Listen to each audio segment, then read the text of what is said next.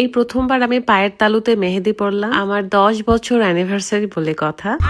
যে মেহেদি আমাদের নবী সাল্লাল্লাহু আলাইহি ওয়াসাল্লাম তার চুল এবং দাড়ি মোবারকে ব্যবহার করতেন, সেই মেহেদি পায়ে ব্যবহার করে রীতিমতো কটাক্ষের শিকার হচ্ছে আলোচিত কন্টেন্ট ক্রিয়েটর ফারহানা বিথি। বাংলাদেশের জনপ্রিয় অভিনেত্রী পরিমণিও কিন্তু এই তো কিছুদিন আগেই তার পায়ে মেহেদি পরে একটা ভিডিও পোস্ট করে বেশ ভাইরালও হয়েছিল। সেই দেখা দেখি ফারহানা ট্রেন্ডিং এ থাকার চক্করে নিজের 10ম বিবাহ বার্ষিকীতে পায়ের তালুতে মেহেদি পড়েছে। তবে এই নিয়ে পরিমণি প্রশংসা পেলেও কিন্তু ট্রোলের শিকার হতে হচ্ছে ফারহানা বিথিকে।